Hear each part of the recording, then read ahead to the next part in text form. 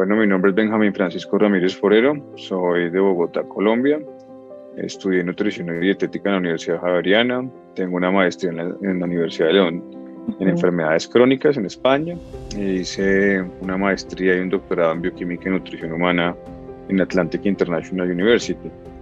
Actualmente presto servicios de nutrición clínica en Bogotá a unas aseguradoras internacionales y consulta externa, digamos, de manera particular, y mi énfasis es el paciente de alto costo, diabético, hipertenso, cáncer, todo lo que es de alto costo para el sistema de salud.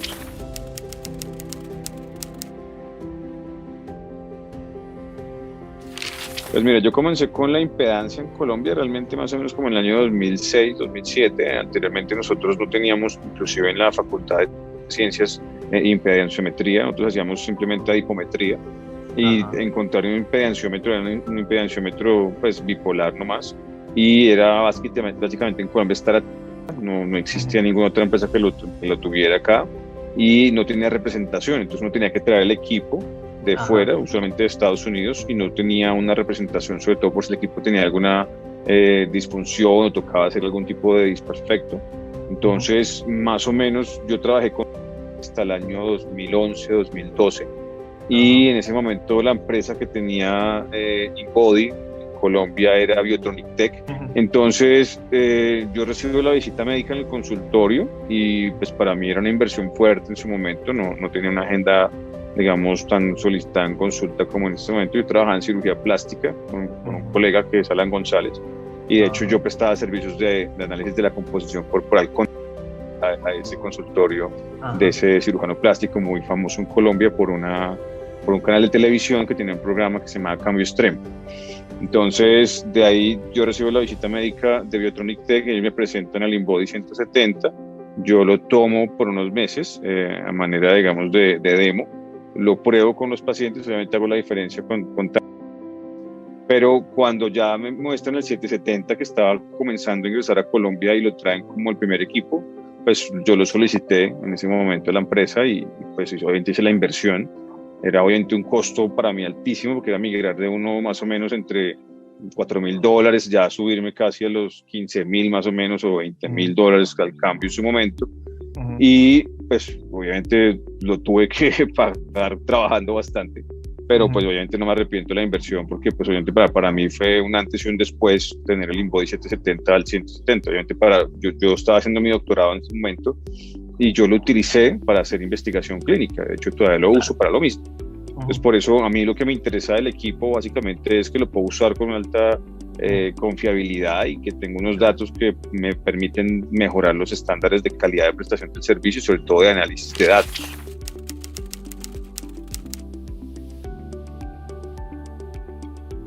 Es que yo, para el servicio que presto, que es nutrición clínica, y para la marca que desarrollé, que se llama Aislamiento de Moléculas, necesito que el paciente vea todo su proceso y no solamente lo perciba de forma de que queda mejor la ropa o que se ve mejor en el espejo. Yo no soy partidario de utilizar la imagen visual del paciente fotográfica o el registro fotográfico, porque no me parece la manera correcta en el ámbito científico. Entonces, por eso yo uso los datos que da el InBody como un antes y un después para describir un proceso que tiene, aparte pues de un análisis de la composición corporal, pues tiene un trasfondo que es el tratamiento. Yo vendo el diagnóstico, pero también vendo el tratamiento, en este caso es el aislamiento. Entonces yo ligo las marcas de InBody con el aislamiento de moléculas. Entonces lo que yo intento hacer es que la gente tenga, que cuando va a la consulta conmigo va a recibir tanto calidad en el análisis del diagnóstico, tanto calidad como en el tratamiento, ¿sí? Entonces cuando yo hago mis digamos, testimonios, entre comillas,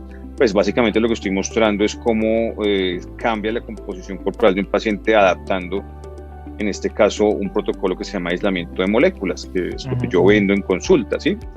Y pues efectivamente yo no puedo mandar a hacer ese análisis irradiando el paciente. Entonces uno entiende que la impedancia se puede hacer de manera frecuente, que no es de alto costo, ¿sí?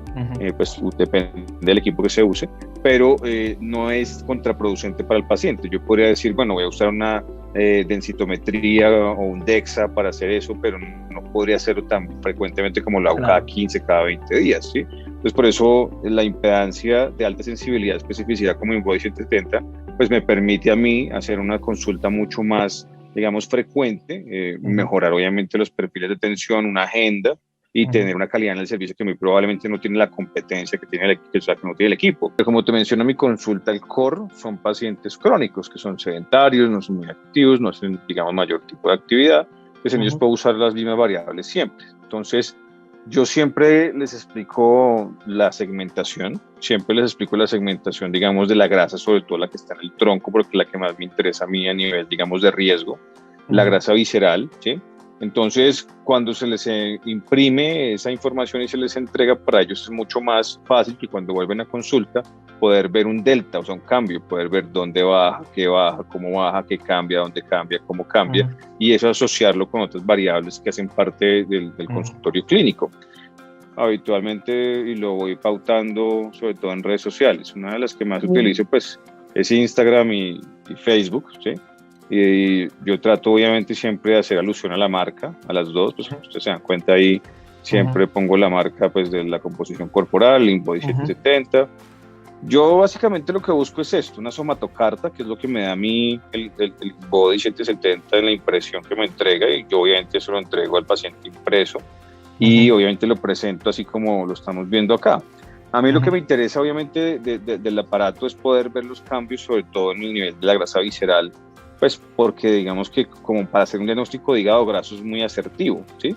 Y eso lo he podido ver a través de la comparación con la ecografía, con la resonancia magnética, con todo lo que son otros implementos diagnósticos para clasificar NASH y DASH, que son todo lo que es esteatosis hepática e hígado graso.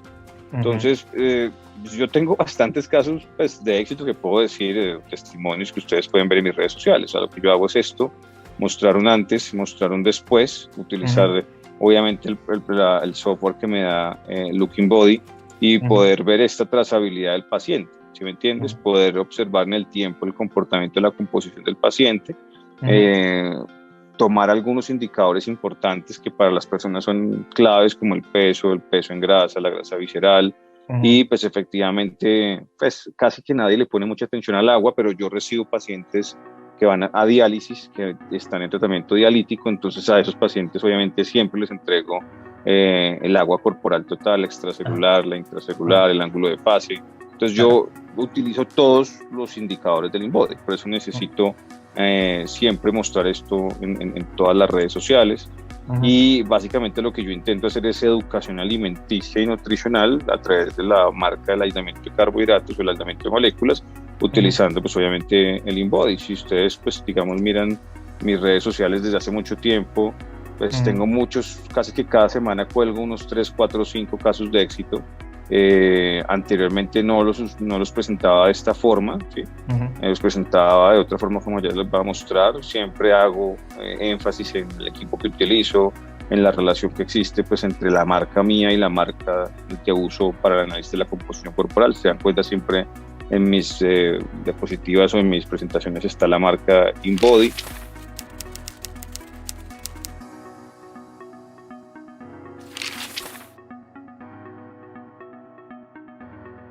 En este momento a ese volumen que yo lo he hecho es que permite tener un perfil poblacional específico. Entonces, por ejemplo, con los datos que yo tengo, yo puedo decir que tengo mayor investigación en el tipo de somatotipo del colombiano que lo que se ha hecho con otros estudios, como por ejemplo la ENSIN, que es una encuesta que se hace en Colombia, donde han hecho simplemente toma de perímetros, peso, talla e índice de masa corporal. Entonces, con eso se hace un perfil epidemiológico de la población, pero es un perfil epidemiológico que no es real, porque cuando tú simplemente tomas unos perímetros y tomas un peso e índice de masa corporal, yo particularmente he visto colombianos, sobre todo niños y adolescentes, que tienen mucha densidad muscular y mucha densidad ósea. Entonces somos personas de huesos grandes, de estaturas pequeñas, ¿sí? Y eso no tiene nada de malo porque el gasto energético de esa persona es alto. Entonces, lo que yo trato de hacer, por ejemplo, es que el paciente entienda que la resistencia a la insulina no es porque al paciente le falte músculo como en otras latitudes, que podemos verlos, por ejemplo, en caucásicos. Pero en nuestra población lo que sucede es que tenemos una gran cantidad de músculo que tiene grasa intramiocelular. Entonces, por eso vemos que la grasa subcutánea del paciente es alta. Entonces, vemos personas con una musculatura grande, ¿sí? Y también tenemos que por encima de las medias poblacionales encontramos grasa elevada, con grasa visceral elevada.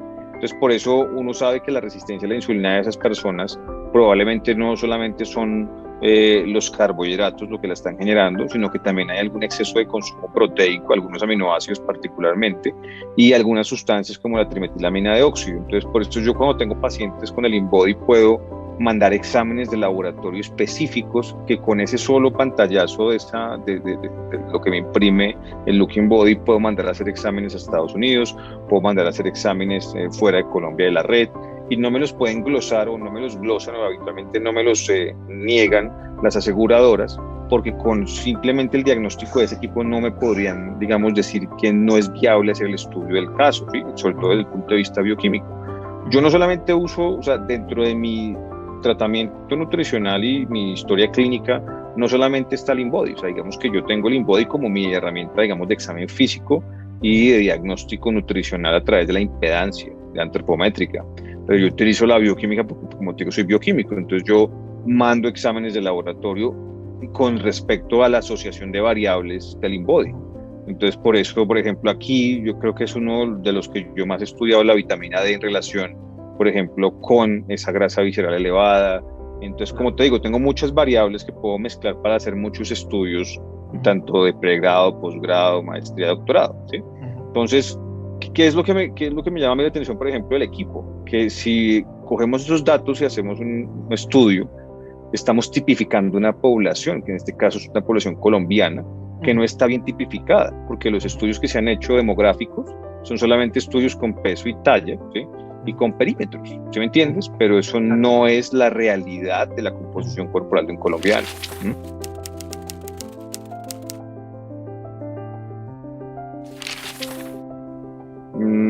Bueno, pues yo hice muchos videos sobre el tema, o sea, realmente, o sea, uno no se muere del coronavirus, realmente uno se muere de la exacerbación inflamatoria que produce el virus cuando la persona no tiene, digamos, un arsenal bioquímico bueno, y ese arsenal bioquímico depende de tus hábitos de vida de toda la vida. Entonces, las personas que han fallecido, lamentablemente, pues por el COVID, son personas que se mueren no por la infección viral, sino por la tormenta de citoquinas que esto ocurre. Yo hice varios cursos para universidades sobre el manejo del paciente nutricionalmente hablando, el manejo del paciente en UCI, a través de la nutrición clínica, utilizando muchas cosas desde el punto de vista nutricional, glutamina, arginina, algunos aminoácidos en infusión, utilizar ácidos grasos de cadena media, tratar de no darle muchas cargas de dextrosa al paciente que está en UCI, y eso es un curso que lo ofrecimos a través de Fresenius Kabi, y yo lo impartí en algunas universidades, ¿sí? Pero ya cuando el paciente pues no estuvo en UCI, no estuvo en cuidado intensivo, digamos, no padeció sino algo muy agudo, pues lo importante es eso, digamos, tratar de modular la respuesta inflamatoria, y la respuesta inflamatoria se modula a través del control de la insulina.